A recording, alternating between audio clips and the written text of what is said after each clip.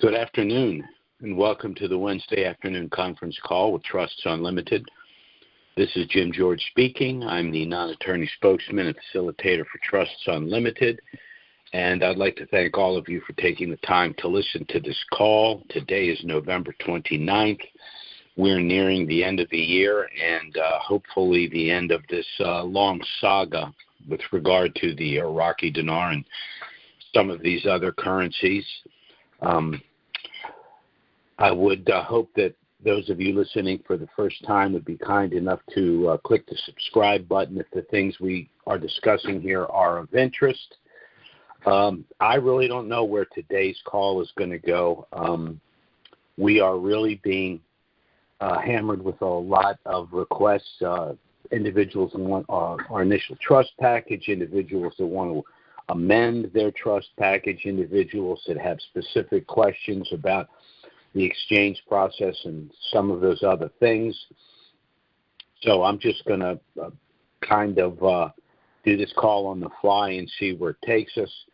I will suggest that those of you calling in for the first time go to our call of November 8th, because if we do not go through a full call here today and discuss our trust package, you will get that information on the call of November 8th. You can fast forward to about halfway through the call, and then you'll pick up the information you need about our trusts. So let's go ahead and get started. First, by way of disclaimer, Trusts Unlimited is not the purveyor of the dinar and these other currencies. We're not advocating either the sale or purchase of these currencies, but as rather substantial currency holders ourselves, we're sharing with you the information we believe to be most relevant. Of course, what's of most interest is the window for the reinstitution and revaluation of the dinar globally. I'm getting a lot of information from individuals saying that they're being told that we will see a change in the exchange rate of the Iraqi dinar before the end of the year. I don't think that's the case. It could be. I frankly hope that's not the case, because I'm looking to January. Reinstatement and revaluation would mean two things. First, it would mean that whatever the tax implications are, they will not affect us until April. And second, whatever the initial rate that comes out for the dinar when it floats, and if it's artificially low, we'll be able to hold the currencies and allow them to appreciate. We won't have to exchange them prematurely in order to pay a tax that no one is 100% sure exactly what the tax is.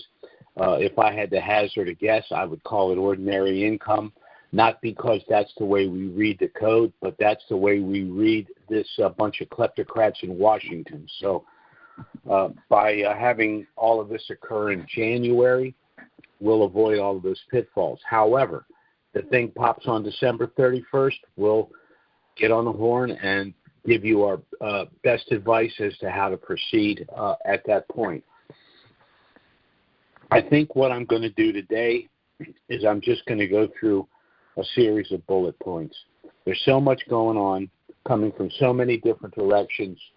Ordinarily, I go through all of my information, talk to the people I want to talk to, listen to everything that I can possibly listen to glean information, and then try to put it together into a kind of a coherent presentation. But that's out the window with what's going on now for two reasons. One, there's just so much information coming from so many different directions. And two, we are just overwhelmed with, again, contacts, text messages, emails, phone calls from individuals asking for all kinds of assistance. And so I'm just going to run through this and tick off all of these bullet points and see where it leads us.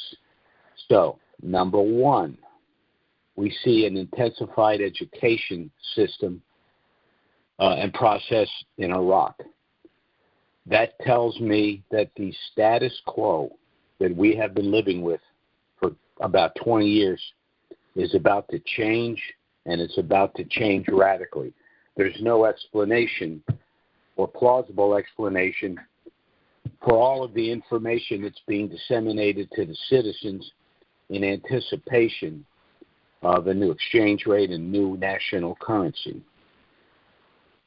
In addition, we know that the de-dollarization is just about complete, and effective January 1st, the dollar will not be available to the citizens in order to exchange for goods and services, period. That is the case now, but now it's a matter of legality. The banks are not going to be even in possession of the U.S. dollar. Only the CBI will as a reserve currency. And Soudani this week made a statement. He said that the Iraqi dinar will be the strongest currency in the world. He didn't say against the U.S. dollar, although that's a given. He said it will be the strongest currency in the world. Well, let's look at the rates. We know that the Iraqi dinar was worth $3.22 when it went into the program rate, and we know that Iraq is a substantially more wealthy country, much more organized, and has a functioning government. We also know that the 20 years of inflation would also bump the value of the Iraqi dinar up far above 322, in my opinion. Now, the strongest currency right now against the U.S. dollar is the Kuwaiti dinar, which is, I guess it's about 345. Didn't get a chance to look this morning. But the wealth of Iraq literally dwarfs that of Kuwait. So if the Kuwaiti dinar is worth 345, I could easily make an argument that the Iraqi dinar could be worth about $4. Now, when the Kuwaiti dinar reinstituted in the early 90s, it settled in at about 346, but it went up over 7 before it did so. So by extrapolating from that, what's going to happen with the Iraqi dinar? Well, if $4 is a distinct possibility, I could easily see it because of velocity, people simply purchasing the currency, not because they've done any research and based on its underlying true value, but just the velocity, the demand of people purchasing the currency could push it up maybe even to double digits. So the timing of our exchange could affect what we end up with as well. Now, I'm not suggesting that we should play games and outsmart ourselves by holding on to the currency with anticipation of a greater return, because more people actually lost money with the Kuwaiti dinar because they were purchasing it at $4, $5, $6, $7, and 2 weeks later it was I think it was $3.26 at the time. So we don't want to have that happen. We want to exchange the currency for, to me, well, I would take $3 right now and wouldn't look back. So we'll see. We'll see where all of this goes. The third thing I wanted to mention is that there have been meetings with the CBI and the United States Treasury Department dealing specifically with the exchange rate, as we know. We also know that there's an upcoming meeting in Dubai and that Iraq has been invited to the investment symposium in Dubai. Well, you don't invite people to an investment symposium if you don't think that what they have to offer is a viable investment. So once again, everything's pointing to the reinstitution of the Iraqi dinar at a substantial rate against the U.S. dollar. We also know that the country is transitioning, that's Iraq, transitioning to the electronic/digital payment system, which means that the government will, of course, utilizing this for balance of payments internationally, but it also means that that will be the point-of-sale method for private sector purchases in country. I've lost track of my numbers here. Let's call this number 4.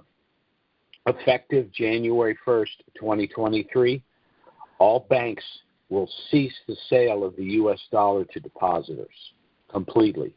So they're are a lot of implications to that, and I'll get into it. Then there is the tax reform conference that took place, and one of the things that they're going to be doing is making sure that the import and export taxes are being collected at the border, something that's not been occurring as it should. We also know, number 6 here, the Kurds and the government of Iraq are poised for the final passage and implementation of the HCL, but of course they're waiting on one thing, and that's a new exchange rate. So there's no reason, once again, for the detailed the negotiations with regard to the HCL have been going on for over a decade.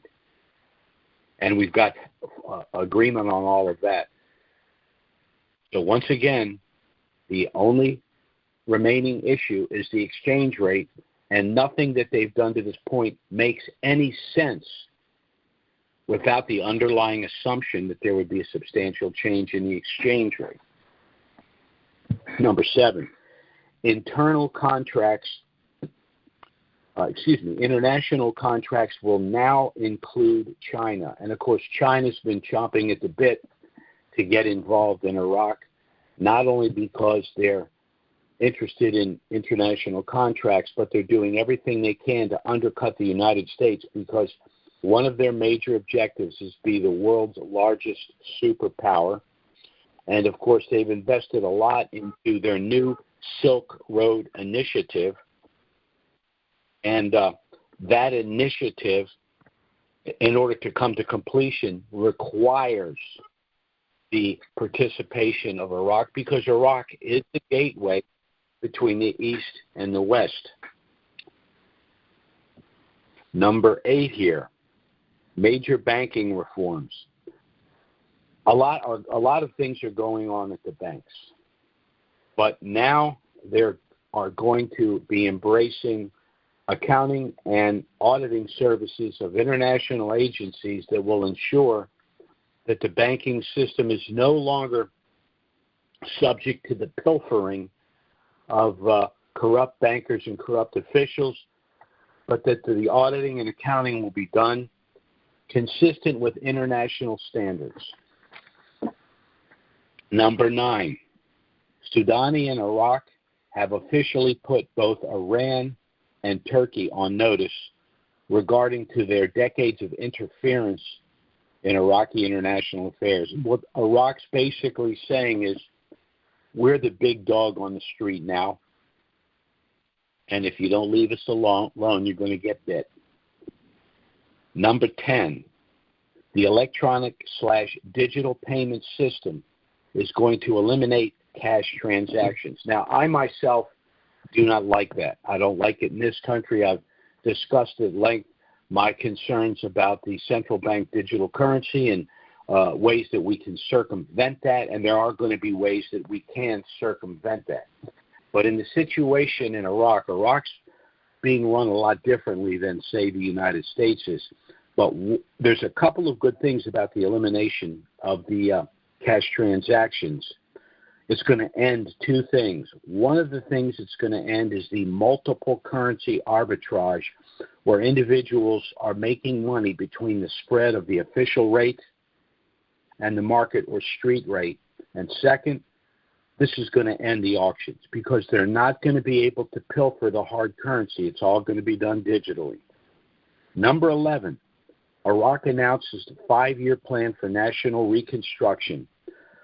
This is being accomplished through a number of international contracts to fund the road system, their electric grid, their water services, the building of new cities, and, of course, making sure that everyone is connected electronically, as opposed to the majority of people right now that's not the case.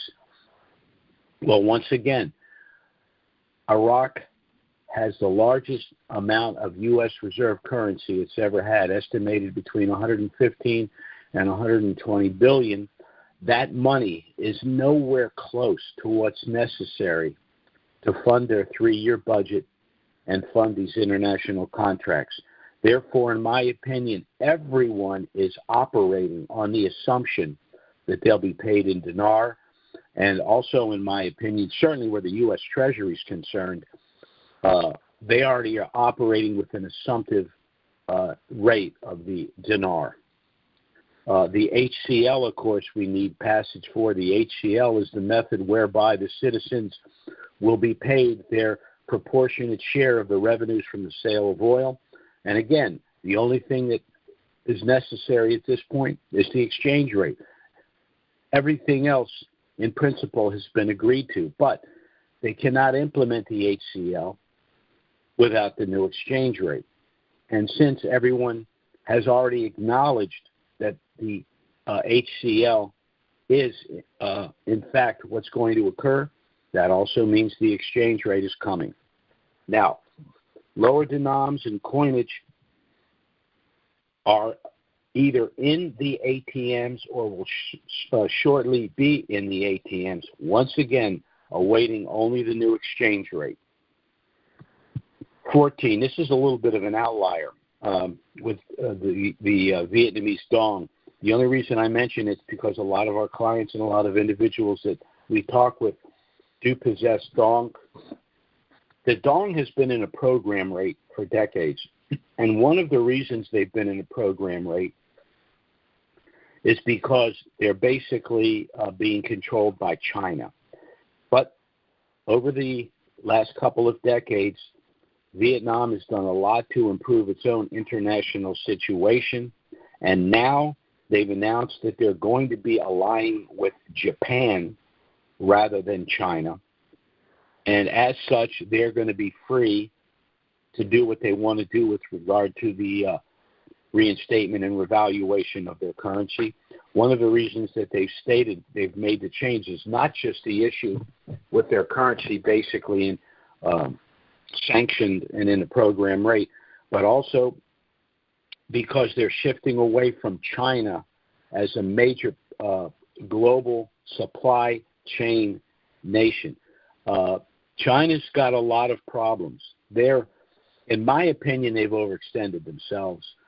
They've got serious economic problems. And unfortunately, the years of undervaluing their currency in order to try to control the international trade as finally reared its ugly head and created problems for China. Number 15, Iraq will have a Basel IV compliant currency. Now, what is Basel? Basel is a five-phased system where international currencies are shifting away from fiat-based, meaning based on the full faith and credit of a given nation and central bank, to a value based on the known natural resources in that country and their ability to bring those resources to market. So Iraq, as I've stated on numerous occasions in the past, in my opinion, per square mile, very well might be the richest country in the world. We know that they have the second largest known oil reserves in the Middle East. We also know that Iraq has the sweetest crude. Now, what does that mean? It means their crude oil has the lowest sulfur content. Why is that important? Because it means that their crude is much more easily refined. Why is refinement necessary? Well, only about a third of refined petroleum is used in combustion engines.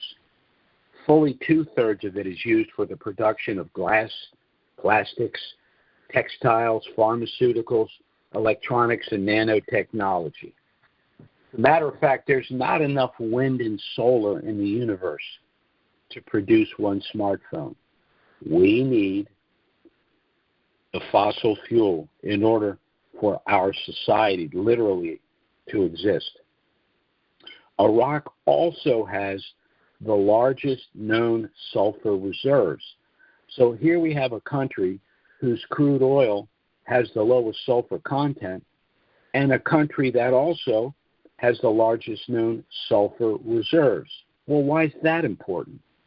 Well, Sulfur is necessary for the production of sulfuric acid, and sulfuric acid is absolutely indispensable for any number of industrial applications. So Iraq has it coming and going. And, of course, Iraq is in the Tigris-Euphrates River Delta. That means for eons, deposits of precious and industrial metals have flowed down into that delta region.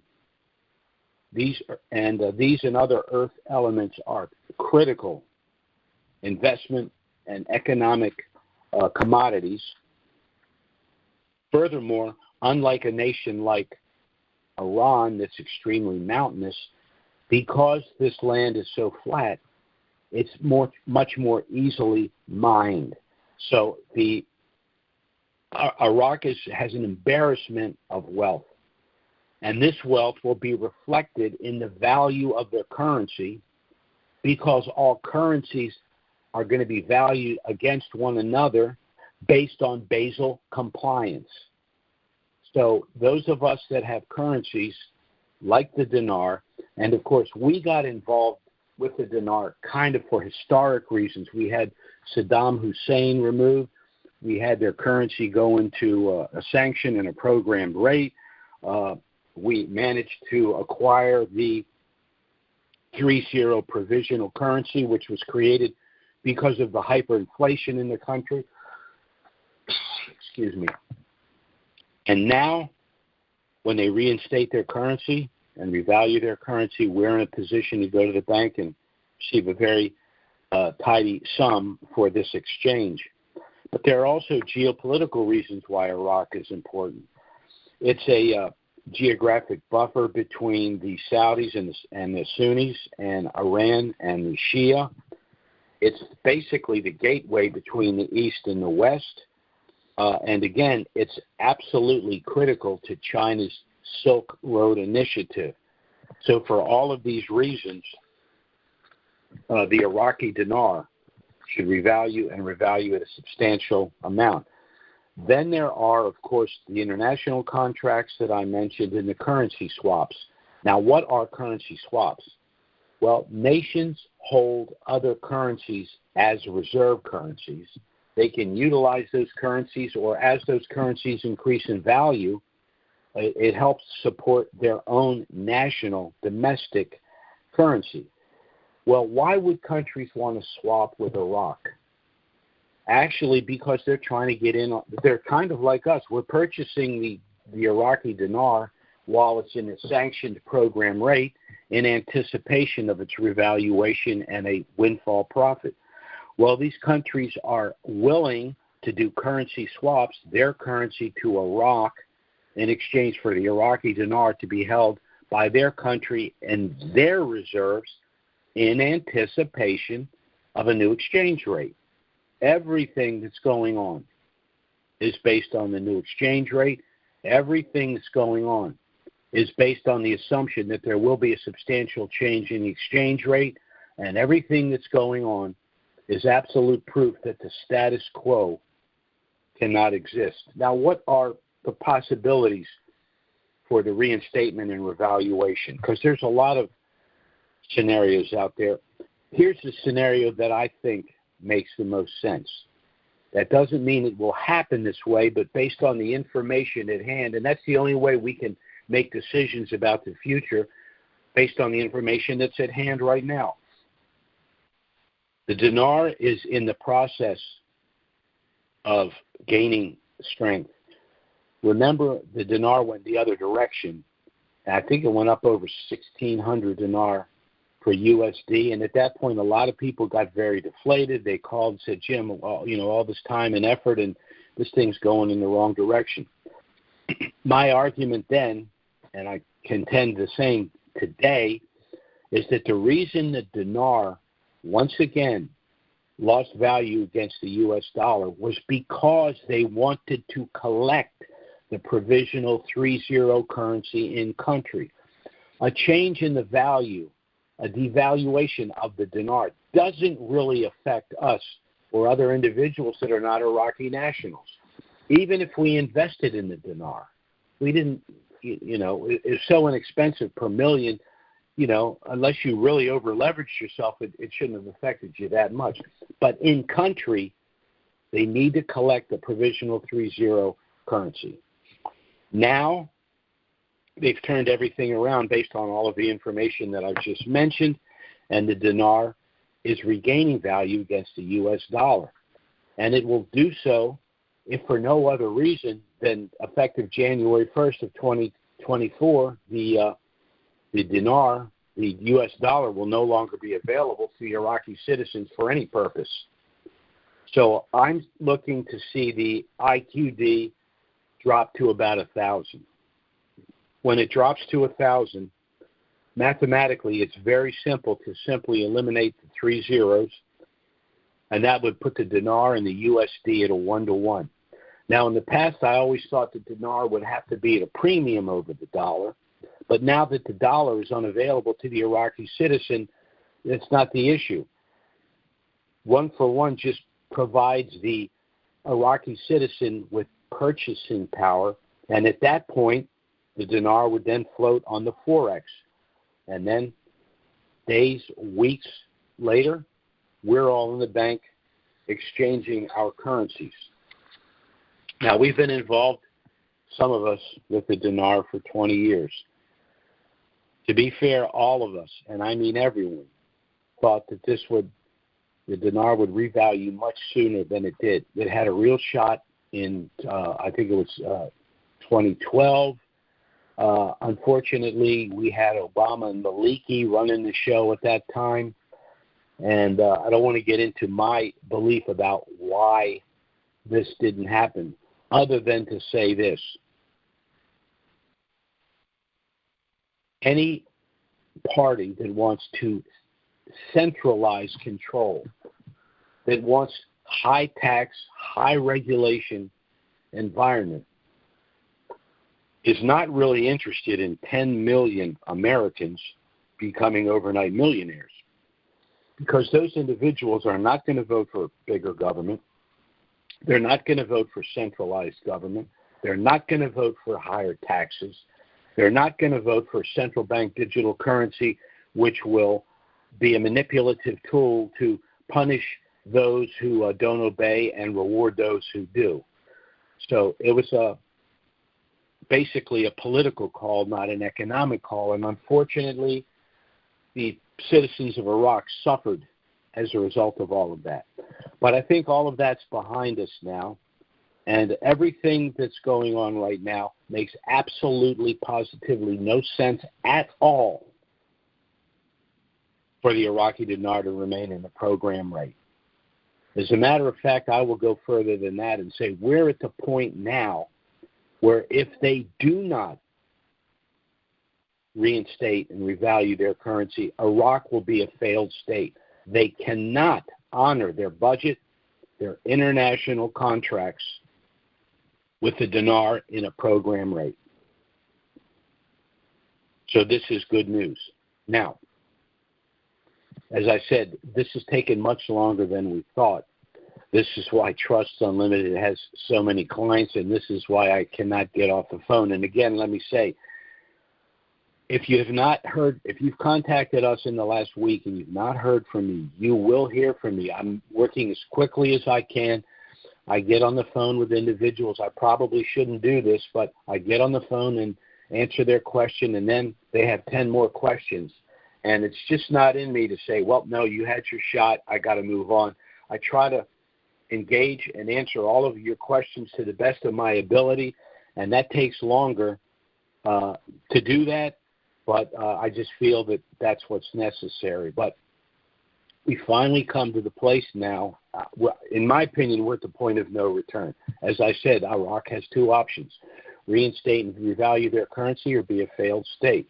Now, is it possible that they really screw this up and they're a failed state? Yes, I guess it's possible.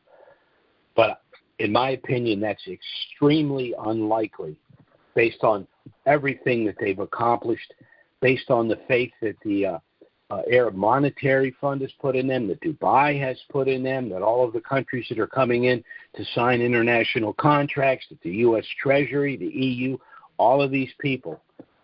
So, I think this is just about done. I'm being told by some people calling me that the quote-unquote guru crowd expects this to happen before the end of the year, and that might happen. I hope it doesn't. I've been in this thing for how long? 20 years? Actually, I haven't been in that long. I'd say about 15 years. So I can wait 30 days because January is just golden for us for all of the reasons that I've stated. And I'd like to enjoy the holidays with my family in anticipation of what's going to be happening. But Trusts Unlimited put a family asset protection trust package together to assist Denarians because we knew that most Denarians were average, hardworking, middle-class Americans who for the first time were going to be dealing with a rather substantially large amount of money, and they needed civil protection. They needed some tax benefits. They needed to have, management tools available to them and all of those things. Since that time, this country has taken a hard turn to the left. And so just about every American citizen has been hurt by these kleptocrats in Washington in one way or another. So this trust package is basically the implementation of your Fourth Amendment right to privacy, and it's going to allow you to do a lot of things that you frankly can't do outside of a trust. I just want to briefly review the benefits of establishing this trust, not just from the perspective of someone that holds currencies like the dinar, but as an American citizen that basically wants to be left the hell alone, sick and tired of what the government is doing. We're being lied to every day about everything. It's appalling. It's just the worst. It's a dystopian nightmare, and a trust package is one of the ways you can circumvent a lot of the pain that's coming down the road. I think next year, for most Americans, is going to be a very, very bad year. Fortunately for us, for those of us that have currencies, not only are we going to, in my opinion, avoid a lot of the pain and suffering, we're actually going to thrive. We're going to find ourselves in a position to help a lot of people, and we should. But I want to just touch on the benefits of a family asset protection trust package. First, by establishing this package, you're going to protect your privacy and your anonymity. That's important because right now the government's doing everything it can to circumvent that. They're not going to be able to do it if your assets are in trust, because your Fourth Amendment right to privacy is intact in a trust. And unless someone can go to a court and show that you have defrauded either some individual or the government, they're not entitled to know what's in your trust. Second, by establishing this trust, you're going to be able to avoid IRS scrutiny because all of the financial transactions that you will enjoy will be through the trust.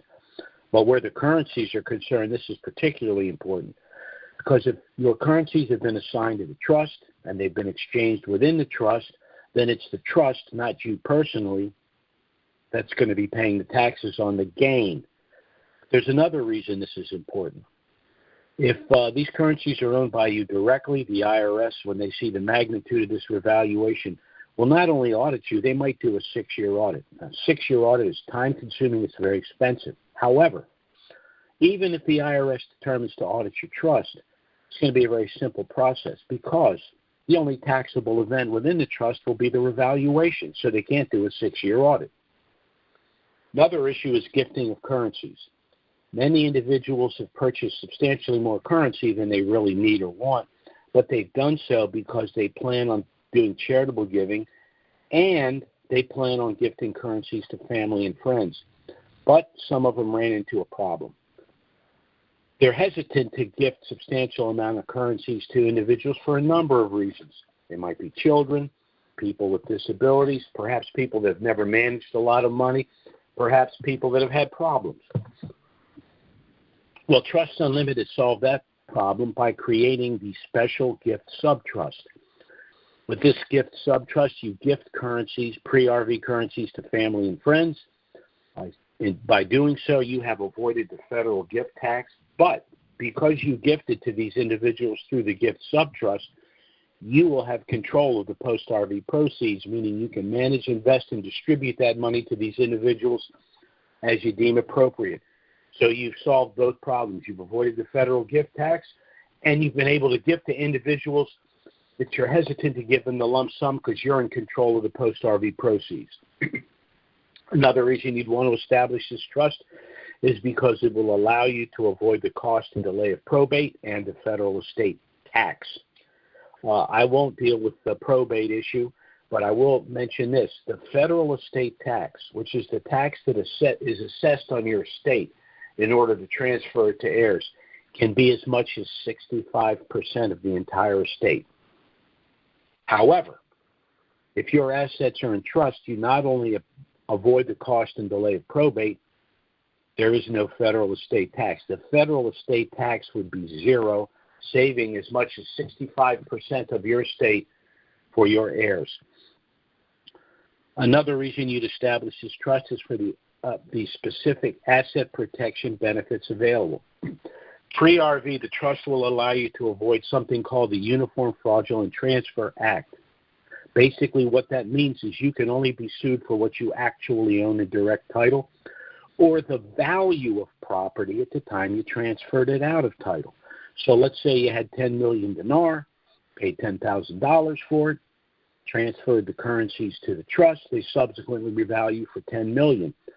Can't be sued for the 10 million. You can only be sued for 10,000 because that's what the currency was worth when you transferred it out of title to our trust. Post-RV, the benefit that I like to refer to is a liability stop-loss.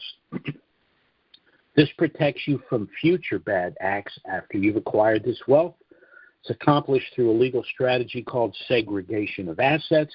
This is why we've established a package of family asset protection trusts. Basically, this is how it would work. You go to the bank, you do your exchange. Let's say you had 10 million dinar. Let's say you got just $1 for it. Just to make it simple, that's $10 million. Now you have $10 million, you start making some purchases. A couple of cars, boat, house, RV, things of that nature. But as you purchase these items, you place each of them in their own separate subtrust, which constitutes the family. Now, why would you do that? The reason you do that is because it will limit any potential civil loss due to a future bad act.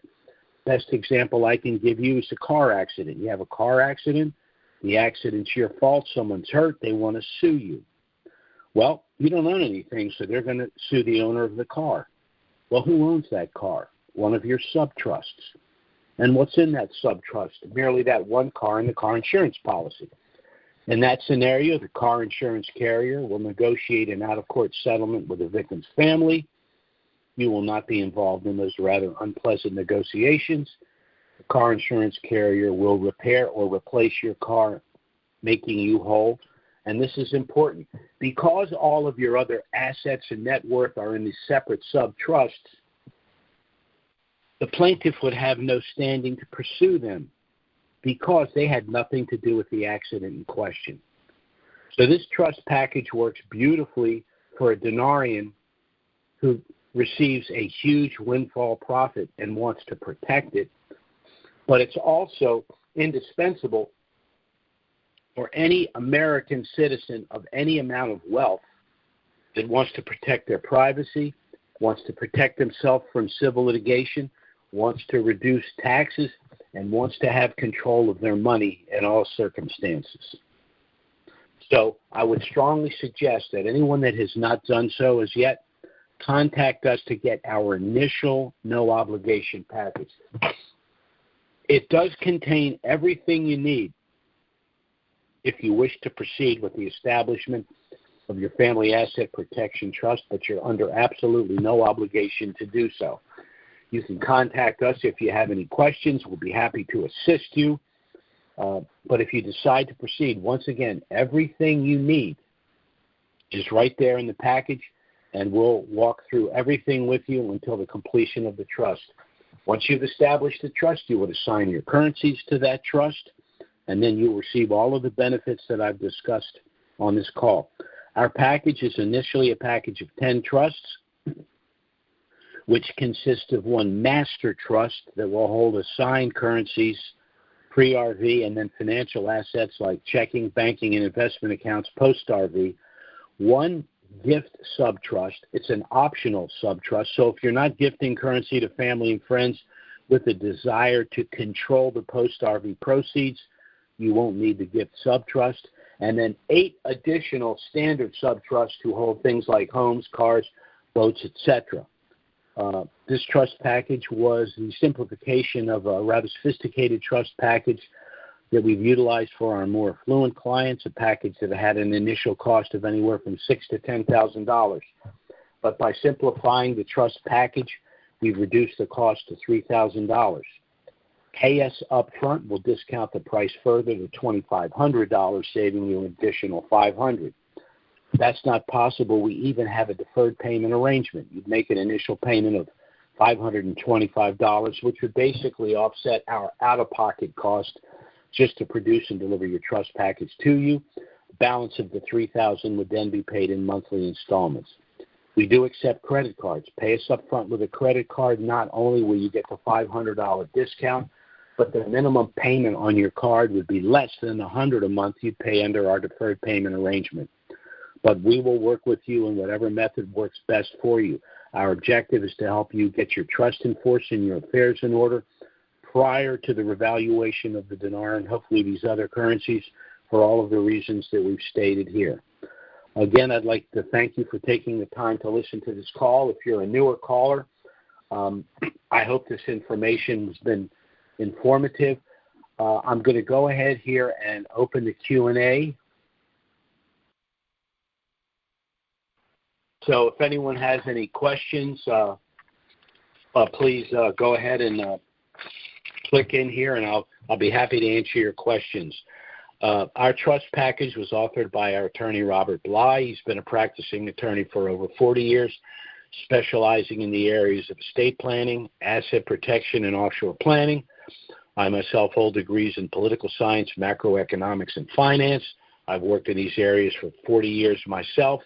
I, along with my clients, were personally involved in the reinstatement of the Kuwaiti dinar in the early 90s, so this isn't my first rodeo. I know how this works, and I can say this, that the profit that we will enjoy from the exchange of the Iraqi dinar will absolutely dwarf the rather handsome profit that we all made with the Kuwaiti dinar. So hopefully our wait won't be much longer.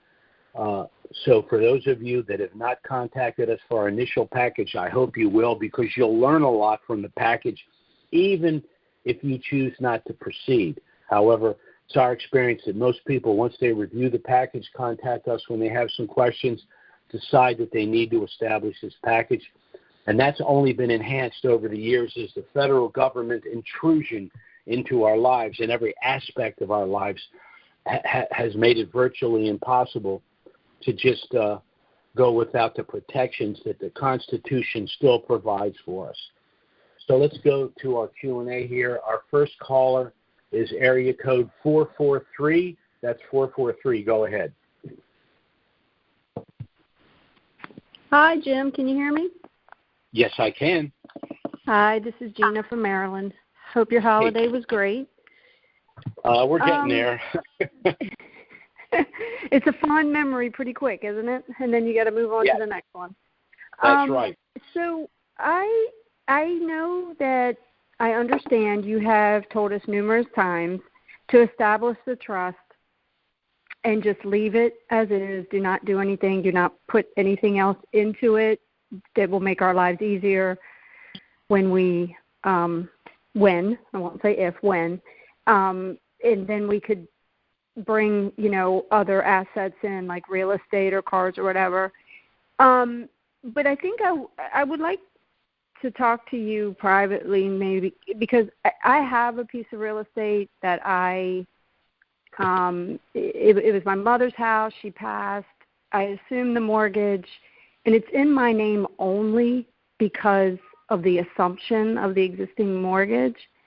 And I keep waiting, and I'm a little concerned because I've been through the probate process, and it's not nice at all. And so I wanted to talk to you about that, maybe privately, if I should maybe go ahead and proceed with taking that action. I wrote down your number. When I get off this call, I will call you back. And it's funny you mention that because my wife's sister recently died. My wife is the executrix. Fortunately, the sister had a trust established years ago, so it made it easier than it would have ordinarily been, but the house has been a little bit of an issue. So we're going through the very same thing that you're referring to. So I'll give you a call after this call, and we can discuss, your options, okay? Great. Thank you. Okay. Bye-bye. Our next caller is area code 301. That's 301. Go ahead. Hi, Jim. It's Larry from Maryland. Question, when this process happens, do you anticipate how quickly or how long it should take? And then at what point does it become a taxable event for all of us? Well, there's all kinds of theories out there about what the tax is. Some people are running around saying that it's not a taxable event. Those people are probably going to jail. But the amount of money we're talking about. There's also the way I read the code, it should be cap gain, but I just have a feeling they're going to call it ordinary income. So we've prepared a document that we pay the ordinary income tax, but immediately file for a refund, citing the sections of the code and the IRS publications which refer to the profit as cap gain. You could pay the cap gain and assume that they're not going to insist on the ordinary income, but you'd have to pay the balance between the cap gain and the ordinary income plus 100% penalty, which could be a lot of money. So unfortunately, now that's the other good thing about January, because if we have a revaluation in January, we can compel the IRS to tell us what the tax is before April 15th. But if it happens December 15th, that won't give us enough time to compel the IRS to tell us what the tax status is. Taxes would be due on January 15th. Once again, then I'd pay the ordinary income tax and file for a refund utilizing the letter we prepared that will be on our website, and we'll email it out as well so people can do it that way. But, I've got to call it ordinary income. At the present time, I don't like it. Is it when it revalues internationally that we would then be liable for paying taxes? Is that the point? They're dropping to zeros first, right? Okay, right. There's a straddle situation I'll explain. 988E2 says that if the profit that you would enjoy from an exchange exceeds $200, you must pay the tax. So unlike other capital assets, even if this tax is a capital asset, the tax isn't due when you do the exchange and realize the profit. The tax is due when the currency increases in value. So that's what we're dealing with. Then is the issue of course, of the exchange itself, because if we're getting close to a tax date, we're going to have to exchange the currency whether we want to or not in order to have the liquidity to pay the tax. So if this happens in January, again, we've got time to force the IRS to tell us what the tax status is, and we can, if it comes out at a low float, let's say it hits the Forex at $1, 1-to-1, well, we have time to allow it to appreciate. And as I said, I really think it could go over $9 because and so it's when it's at the Forex, that's when we have to go through these concerns and make sure we're compliant. Here's the straddle problem. Let's say it reinstitutes in country at 1-to-1 on December 25th. All right, and then it revalues on January 15th, 3 weeks later. The question is, well, if it's worth $1 on December 5th and I have 10 million dinar, that's $10 million. That's what it's worth. Is the tax due on January 15th, or do I wait for the revaluation globally? That's another one we don't have an answer to. Our argument would be that the currency is not a functional international currency. I can't, so therefore I shouldn't be taxed on it. But again, Trump isn't in the White House. Biden is. Right. Okay. So his minions are going to grab us by the ankles, turn us upside down, and shake us down. That's who they are. They've proven it every way possible to us. So that's our concern. If we have the straddle between the reinstatement in December and the revaluation globally in January. So these are just some of the things we have to try to, work through. Right. I mean, at the same time, if we're buying it, say we bought some today at its value, that's what we would be taxed on, right? I mean, we can't control the price over there. We're buying it what the exchange rate tells us to. Is that sort of your argument that internationally? Well, it's not a functional currency in country or globally. It's just a currency that's reinstated in country. Now, in other words, I'd probably have to go to Iraq to exchange it at that point if I wanted to get $1 for it. So, in my view, that shouldn't be considered a taxable event. But it's who's making the calls now. Absolutely. Okay. And that's the bunch in what now. Honestly, I think we could go to court and prevail. But you know what? I don't want to spend 5 years in court. I was hoping this was going to be over 10 years ago. So I don't need now. I got to fight over what the gross and what the net is. No. So January just solves all of our problems. But if it happens in December, then we're just going to have to, get a hold of the best tax attorneys we can. Federal. Our attorneys are federal tax attorneys. They're damn good. But this thing's huge. So. We're talking. Thank you. I mean, remember the government has 4 trillion dinar. This is another thing that's going to be annoying because Trump purchased the dinar that's currently the Treasury holds. But let's say this thing happened and we have all this money. Well, of course, Biden's going to pat himself on the back like he did something. And then what's going to be worse, instead of taking that money and reducing our debt, what's he going to do? He's going to spend it on all his Vote For Me program. So, we'll just have to take it day by day and do the best we can with the information at hand. Okay. Thank you. Certainly. Bye-bye now. Our next caller here is area code 615. That's 615. Go ahead. Hi, Jim. This is Bill in Nashville. How are you today? Yes. How are you? I'm good. Thank you for a very lengthy and well-explained explanation of where we are at the moment.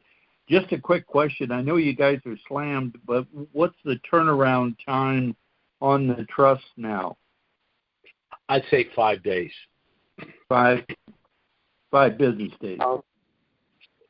Tops 5 business days. Now, we do have a couple. If the information we get from you is sufficient, or if there's certain changes you want to make while we're in process, it would take longer. We have a couple of people now I have to get back with that they did things like they named themselves as trustee, which they can't do. So I have to get back with them, and then they have to decide who they want to name, and then I have to go back to the paralegals. So it could take longer than 5 days in that scenario, but if the application's in good order, or if I can contact you right away to resolve an issue and you've made the payment, you should have it definitely within 5 days, and some of them are still going out in 3. As a matter of fact, they're hiring more paralegals or preparing for more paralegals because they know when this thing hits, we'll be contacted by people that want to fund the sub-trusts, add a second trustee, add a protector, do all these things. So we know we're as bad as it is now, it's going to get worse. So we have no choice. We're going to have to hire. We're probably going to have to hire more lawyers as well. What a problem, huh? Yeah. That's a good problem, but sure is. That's why and I tell them all the time, when this thing happens, I'm gone. I'm done. Okay, I'm not a lawyer. I'm not a paralegal. I'm the investment estate planning guy, the pre-RV guy, and as much help as you need. I'm sorry, it ain't going to be me. That's why they have fishing poles, so you can go fishing. Damn straight. Yeah.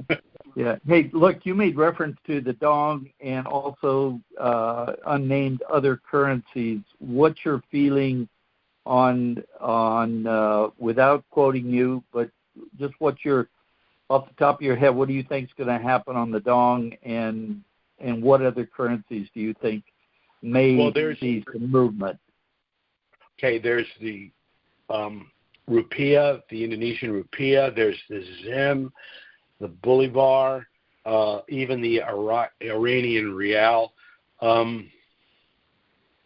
I think when the Iraqi dinar is really going to plow the road. Even though all of the other currencies I named, there are issues that need to be resolved in those countries. For example, Iran's behavior, I don't know how they can be Article 8 compliant with what they're doing. So they've got their issues. And then, of course, the Indonesian rupiah and the zim. The zim for sure, it's a different creature than the others. And technically, you got 100 trillion zim. I mean, I've never done the math on it. I wonder what a penny would be worth. If it comes back at a penny, what that would be worth. So there are just issues with these countries that probably need to be resolved. But let me put it to you this way. Nothing, in my opinion, will ever happen with any of those currencies until the dinar reinstitutes and revalues. And when the dinar reinstitutes and revalues, that's the best chance for some of these other currencies to kind of dot the I's, cross the T's, so that they can revalue as well. And I possess those. I don't have the rial because I just don't like the Iranian mullahs. I don't give a nickel of my money. But I have the other currencies in differing amounts, and I'll just hold them and see what happens. Okay. Because I've always thought that dinar was the play. Understood. Last question. Okay. As I recall, there was some discussion about once this does happen on the dinar, on the reval, that there will be some sort of a get-together or a communication vehicle that will basically walk us through the steps of how we get from A to Z. Right. Well, our plan is to, because once the dinar reinstitutes in country, we won't be marketing the trust any longer. We will be providing, exchange and post-RV information to people on our Wednesday calls. So we'll be dealing with the exchange process itself, taxes, investments, other estate planning work that you're going to want to do. If you have our trust and your currencies revalue, you're probably going to want to rewrite your own in-state, your will, your powers of attorney, your medical directives, and all of those things. And then, of course, there's the issue of people that want to establish charitable remainder trusts, special needs trusts, 501c3 nonprofits, and, all of that stuff. So, then we'll be dealing with all of that. Now we'll be dealing with managing the wealth as opposed to, putting ourselves in a position to protect the anticipated wealth. Now we're managing it. Okay, thank you. Certainly. If you have an opportunity, could you check on the status of ours? It's run a little bit beyond that time limit. What is your full name? Certainly. What is your full name? William Davis. William Davis. Okay. I think I did something last night with it. Okay, hold on. Let me write this down. I'm the guy with the worst handwriting than you. Oh, that's you, and that's saying something, because I write stuff down and I can't read it myself. I know the feeling.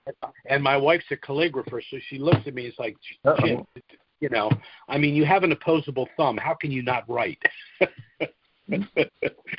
Okay, listen, I will check it out, and I will call you. When I get off this call, I'll check it out. I'll get back to you later today. Let me put it that way. That's fine. Whatever works best for you, Jim. Thanks, man. Sure. Thanks for all you're doing. Sure. Take care. Bye-bye now. You too. Okay, our next call is area code 619. That's 619. Go ahead. Hey, Jim, it's Eddie. How are you? Eddie, how you doing? Excellent, my friend. A quick question. I believe they call it the beneficiary ownership disclosure that's required in January 2024. Is the trust that we have, does it allow us to not have to report that? Yes, that's my understanding.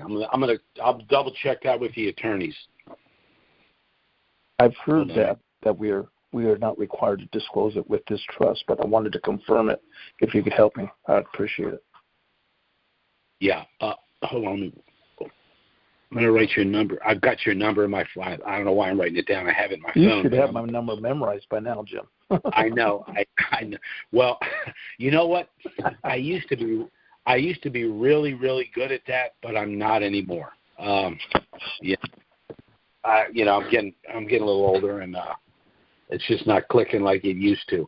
But my understanding is with this trust that's not an issue at all. And that, of course, that's one of the many things that you enjoy with this trust that not only would you not enjoy without a trust, but you would not enjoy with a lot of other trusts. Another thing about this trust is there's so many nuances to this trust, and we'll explain how the flight provision is so much better than the standard flight provision. The offshore language that's in there allows you to do things you can't do with other trusts. The fact that it's a Wyoming trust provides benefits that no other trust provide. This trust is an amalgam of a lot of different things. It's got estate planning issues in it. It's got offshore stuff in it. It's got asset protection stuff in it. It's got tax protection stuff in it, the avoidance of probate, the elimination of the federal estate tax. There was a lot of things that went into the creation of this trust, but I will check this out and try to get back to you as soon as I can hear back from the attorneys, which is kind of hard to do right now because they're deep in it. But I'll do my best, okay? Thanks, buddy. You have a great day. Okay. You too. Take care, Eddie. Bye-bye now.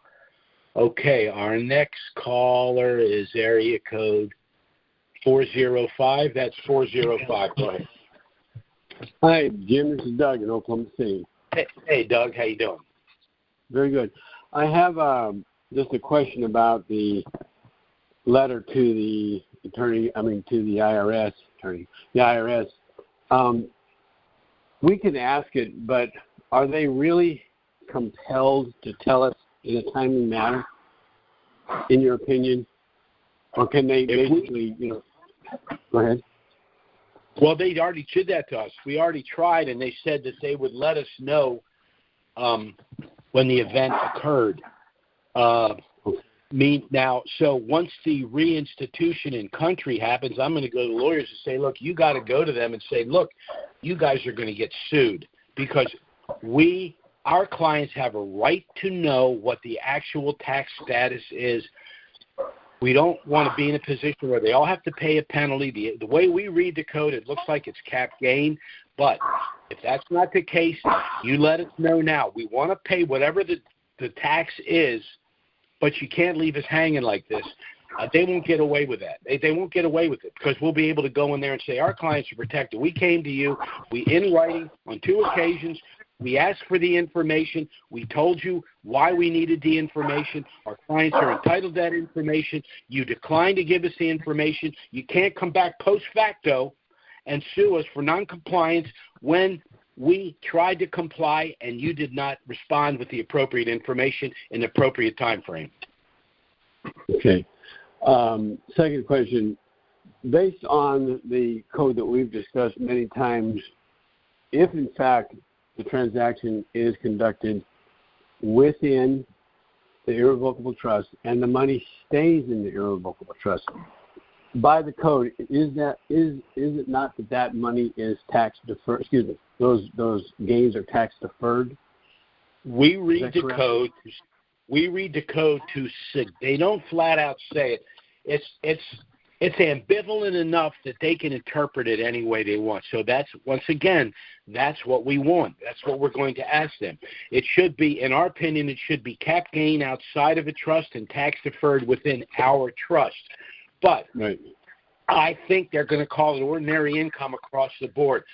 So that's why we want them to commit in writing what the actual tax status is. And that's why if we don't get that for any reason, I'm going to pay the ordinary income tax, file for a refund, citing the sections of the code that suggest it's cap gain and or tax deferred. That's the only thing we can do. And that's why I don't want to see this until January. Yeah. Gives 3.5 months to try to ferret this out, plus monitor hopefully the acceleration of the value of the dinar. So, okay, yeah. That's it for today. Thank you very much. Sure. Okay, Doug, you take care. Bye-bye. Doug was our last caller. Bye-bye, Doug. Doug was our last caller for this afternoon. Again, I'd like to thank all of you for taking the time to listen to this call. Time is getting short. I strongly suggest those of you that have listened to our calls and are at all interested in understanding why you need to establish a trust, contact us to get our initial no obligation package. Once again, it does contain everything you need if you wish to proceed, but you're under no obligation to do so. The package has a lot of information about us, about the currencies, about these trusts and how they work. You can contact us if you have any questions. We'll be happy to help you. There will be no consultation fee. You can contact us by email or phone. Our email address is trusts with an S, Unlimited LLC @gmail.com. That's trust with an S, Unlimited LLC @gmail.com. And our phone service is 307-274-4122. Contact us by email or phone. Request our initial trust package. We'll get it out to you probably within 48 hours. You can review the package. If you wish to proceed, submit your application and fee. We've been getting the trusts out within 5 days, most within 3 days, barring some confusion or something that we need to resolve.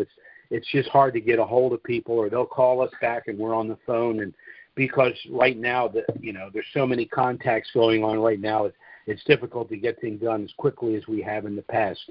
But we'll be happy to assist you in any way. Our next call is scheduled for next Wednesday. Certainly, if something of a dramatic nature were to happen between now and then, we'll try to get out an emergency email and schedule an emergency conference call. But failing that, we'll be back next Wednesday, noon Eastern, 9 a.m. Pacific. Thanks so much for listening, everyone, and have a great week. Bye-bye now.